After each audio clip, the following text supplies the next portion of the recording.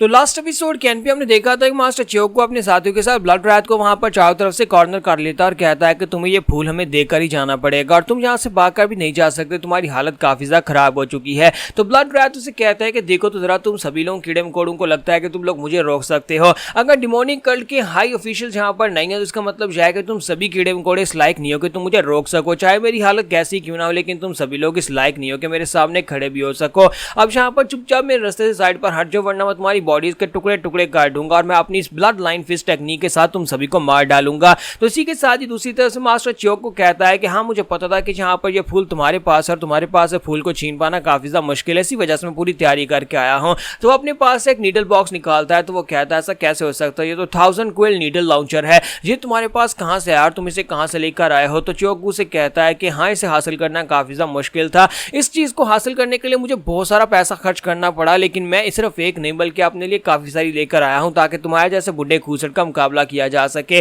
तो इसी के साथ ही दिखाता है कि उसके साथियों के पास, सबके पास वहां पर नीडल लाउंचर होते हैं। वो सभी लोग यहाँ पर नीडल लाउंचर को उसकी तरफ सामने करते हैं और कहते हैं कि अब तुम्हारे बचने के चांसेस बहुत ज्यादा कम है। जबकि ब्लड रैथ कहता है कमीनों कहीं कि तुम्हें क्या लगता है कि सिर्फ यहाँ पर नीडल लाउंचर से तुम मुझे मार पाओगे, इतना काफी नहीं है। ब्लड रैथ को मार पाना बिल्कुल भी काफी नहीं है और तुम यहाँ पर मेरा कुछ भी नहीं बिगाड़ पाओगे। और इसी के साथ अटैक होना शुरू हो जाते हैं। मास्टर च्योक को अपने साथियों से कहता है कि अपनी नीडल्स को लॉन्च करो। वहां पर नीडल लॉन्च हो रही होती है और उसके ऊपर नीडल्स के साथ अटैक हो रहा होता है। जबकि मास्टर ब्लड रैथ जो होता है अपनी बॉडी के इर्द-गिर्द वहां पर एक शील्ड क्रिएट करता है। इसी के साथ ही वो ग्राउंड के ऊपर अपना हाथ मारता है, अपने पॉइजन के साथ एक बड़ी सी शील्ड बनाता है ताकि वो नीडल्स के साथ अपने आप को बचा सके। और वहां पर एक जबरदस्त धमाका होता है। जबकि यंग मास्टर जो होता है वो हालिन ये सब कुछ देख रहा होता है। हालिन देखने के बाद कहता है सब बिल्कुल पॉसिबल नहीं है, मुझे लगता है कि वो ये करने वाला है। और हमारा हालिन जो होता है उसे वहां पर कुछ आइडिया होता है कि उसने डेविल स्टोन ब्लॉसम का क्या किया है। और इसी के साथ ही वहां पर मास्टर ब्लड रैथ जो होते हैं उनके सभी अटैक्स को ब्लॉक कर लेते हैं और साथ ही वहां पर जो प्रेशर रिलीज करते हैं प्रेशर बहुत ज्यादा आता है। मास्टर च्योक को कहता है कि देखो तो जरा बुढ़े खूसट में अभी यहाँ पर इतनी सारी पावर बची हुई है। तो एल्डर वहां पर धमाका करने के बाद भागना शुरू कर देते हैं। तो एल्डर वहां से भागकर जा रहे होते हैं और कहता है कि मैं यहाँ पर रुक नहीं सकता, वरना मैं तुम सभी को मारने के लिए यहाँ पर जरूर रुकता। फिलहाल के लिए मेरा यहाँ से निकल कर जाना बहुत ज्यादा जरूरी है, अब दोबारा तुम्हें यहाँ पर मारने के लिए जरूर आऊंगा। और इसी के साथ ही एल्डर वहां से भागने की कोशिश करते हैं। तो वो सभी लोग नीडल्स को ऊपर की तरफ शूट करना शुरू कर देते हैं। और जैसे ही एल्डर्स जो होते हैं वो नीडल्स के साथ टकराते हैं तो एल्डर अपनी पावर्स के साथ ब्लॉक करने की कोशिश करते हैं, लेकिन एल्डर जख्मियों के ग्राउंड के ऊपर गिर जाते हैं। तो बाकी के डिसाइपल्स भागते हुए आगे बढ़ते हैं और कहते हैं कि मास्टर ब्लड रैथ ग्राउंड के ऊपर गिर चुके हैं। मास्टर च्योक को कहता है जल्दी से आगे बढ़ो, 8 ब्लेड 12 स्वॉर्ड मास्टर जल्दी से आगे बढ़ो, जाकर उसको मार डालो। मैं चाहता हूं कि ब्लड रैथ को अभी मार डालो ताकि हम उसके पास से फ्लावर ले सके। तो सभी लोग एक साथ जंप करते हुए एल्डर के ऊपर अटैक करने के लिए आगे बढ़ते हैं। एल्डर की बॉडी के अंदर काफी सारी नीडल्स लगी होती हैं और एल्डर कहते हैं कि देखो तो जरा, मुझे समझ नहीं आ रही कि इस जैसे कीड़े मकोड़े भी यहाँ पर मुझे इस तरह बुरी हालत में ला सकते हैं, लेकिन अभी नहीं, अभी तुम लोग यहाँ पर मुझे नहीं मार पाओगे। अगर मैं यहाँ पर मरने वाला तुम सभी को अपने साथ ही लेकर मरूंगा। ब्लड रैथ फिर से उठकर खड़े हो जाते हैं और इसी के साथ उनके ऊपर अटैक्स करना स्टार्ट करते हैं।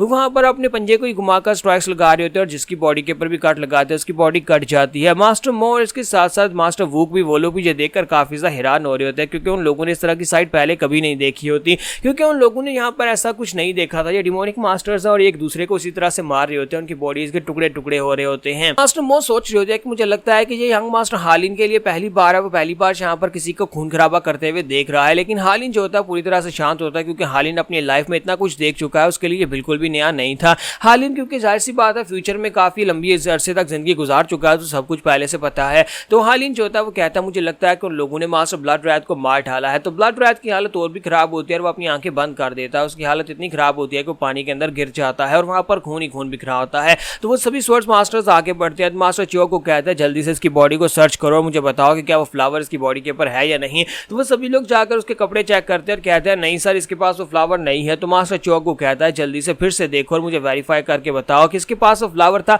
हमने खुद अपनी आंखों से देखा था, फ्लावर इसके हाथ में ही था, फिर यहाँ पर फ्लावर कहाँ पर चला गया और इसने फ्लावर को कहाँ पर छुपाया होगा। मुझे लगता है कि इसने कहीं ना कहीं पर फ्लावर को छुपा कर रखा हुआ है। तो वो सभी लोग वहां पर उसकी बॉडी को फिर से ढूंढना शुरू कर देते हैं और आसपास के एरिया को भी। जबकि दूसरी तरफ हमारा हालिन अपने साथियों से कहता है तुम सभी लोग मेरे साथ हो, और वो सभी लोग बड़ी तेजी के साथ भागते हुए पानी जिस तरफ बहकर जा रहा था नदी का, उस तरफ नीचे की तरफ जाना स्टार्ट करते हैं। तो हालिन कहता है अगर फ्लावर उसकी बॉडी के ऊपर नहीं है तो फिर मुझे लगता है कि वो फ्लावर कहाँ पर है मुझे पता है। तो मिस माओ से कहते क्या तुम्हें वाकई में पता है? तो हालिन कहता है हाँ मुझे पता है, उसने वहां पर अटैक किया जब यहाँ पर नीडल्स के साथ उसके ऊपर अटैक होना शुरू हुआ था। उसने अपनी बॉडी के इर्द गिर्द एक बड़ी सी शील्ड बनाई थी, उसे शील्ड बनाने की जरूरत भी नहीं थी और वो खुद ही अपनी एनर्जी के साथ अटैक्स को ब्लॉक कर सकता था। लेकिन मुझे लगता है कि वो शील्ड बनाने का मकसद यहाँ पर अटैक्स को ब्लॉक लॉक करना और साथ में उस फ्लावर को ठिकाने लगाना था। उसने उस फ्लावर को पानी की डाउन स्ट्रीम में डाल दिया था और पानी के साथ वो बहते हुए नीचे की तरफ जाएगा। अगर हम लोग वहां पर पहले पहुंच गए तो वहां पर से जाकर हम फ्लावर को बड़ी आसानी से उठा सकते हैं। मास्टर मर चुका है, मास्टर ब्लड रैथ मर चुका है और किसी को इस बारे में नहीं पता कि वो फ्लावर पानी के अंदर बहता हुआ नीचे की तरफ जा रहा है।